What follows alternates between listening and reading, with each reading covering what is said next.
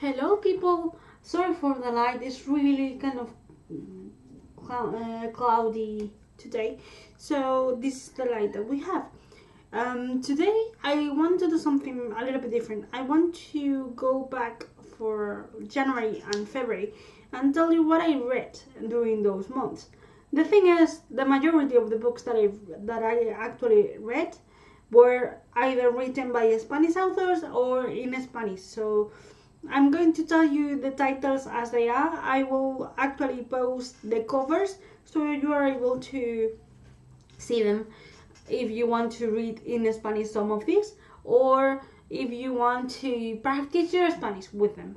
I will do reviews of all of these books, probably joined in several kind of categories or separated depending on how much time do I have. What else I had to tell you? This is only a wrap-up, so I'm going to talk briefly about the books that I'm going to mention, but there are a few.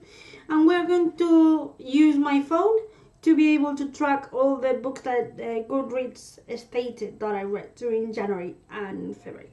So, after that, I have to say that during January I read like three books, if I am not mistaken, and I'm going to tell you which one were those. So, according to my Goodreads kind of, challenge thing, the first book I read was Mujeres by Isabel Ruiz. This is an Spanish author. This is a book written in Spanish, a tiny illustrated book that actually is part, or it is born because of a crowdfunding. So this project is actually dedicating some space to women, female important figures in history. So you have, Frida Kahlo, Rosa Parks, but also less known figures from different kind of areas. So I decided to pick this up because it was a present, and I'm trying to learn more about female authors and feminism and what it means to be a female in today's world. So my approach to this beautiful illustrated book that I will show you more when I do the actual review was actually as a beginner. Later I read also a female author that I actually met before knowing she was an author by Twitter. So she is called Victoria Álvarez, and the book I read is La ciudad, sombras, which is the first installment in a trilogy called Elena Lennox.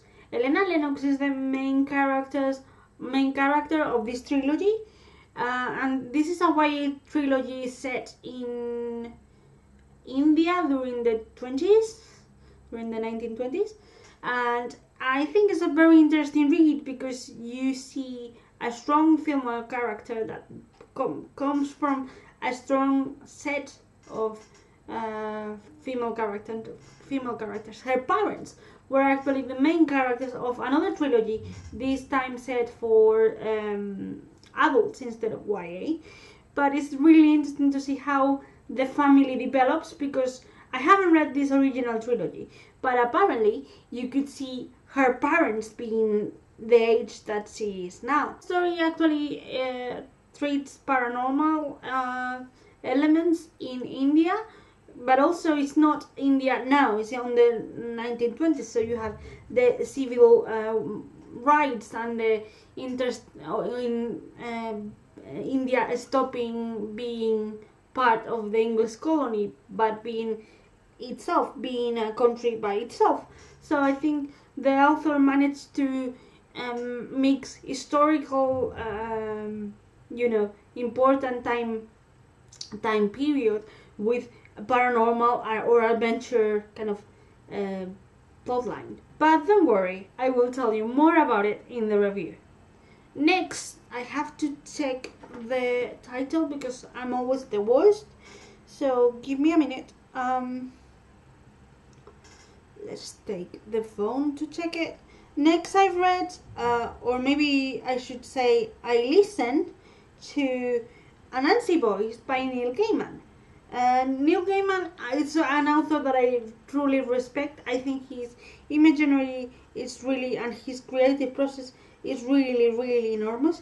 but I basically read it because a friend of mine recommended over and over and over again.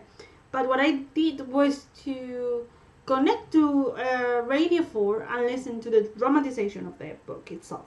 And I adore it because I've never I haven't been very into dramatization or audiobooks at all, but this book changed the game for me, because you could actually feel with the actors and with the characters more than by reading. And I think that the rhythm of the dramatization was very, very core to the story.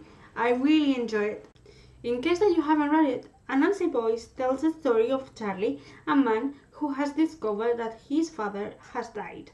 But not only that, he has also discovered that he has a brother that apparently has some kind of superpowers or something, because according to everyone who knew their father, he was a god. And as weird and whimsical that that sounds, it works as an audiobook, as a dramatization of the book. It works really well, because you could actually feel when there were weird things working, but every kind of character was really, really easily identified. Lastly, and because I was very, very happy with Neil Gaiman, I picked up Norse mythology, which was one of my kind of Christmas presents.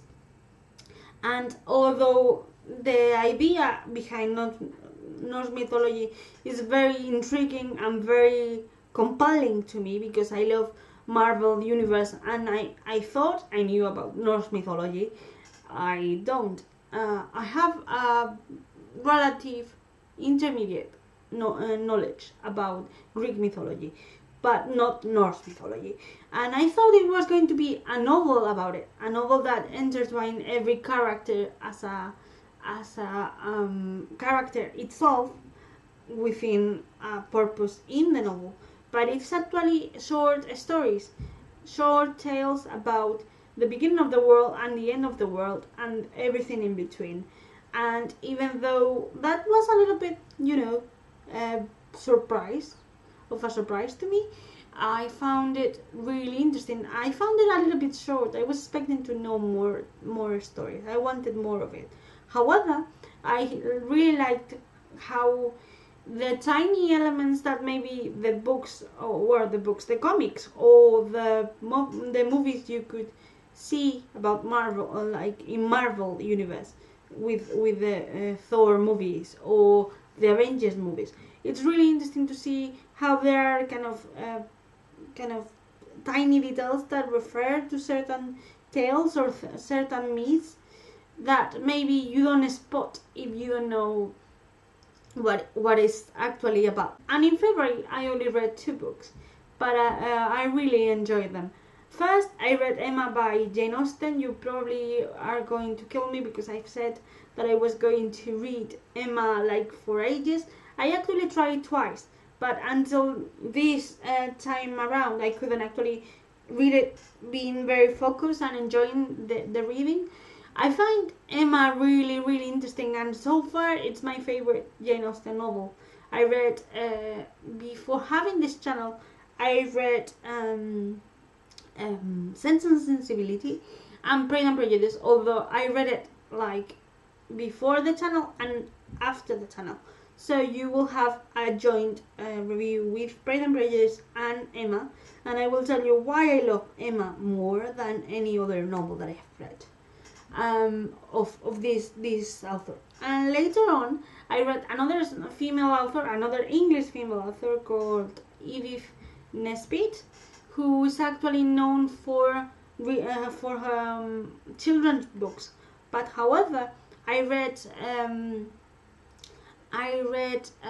a short story collection, a horror short story collection called Relatos, sombrios, and published in English by La Biblioteca de Carfax, and I was very, very, very honored to be in the release of this kind of set of several books that the publisher, the tiny publisher company, decided to release.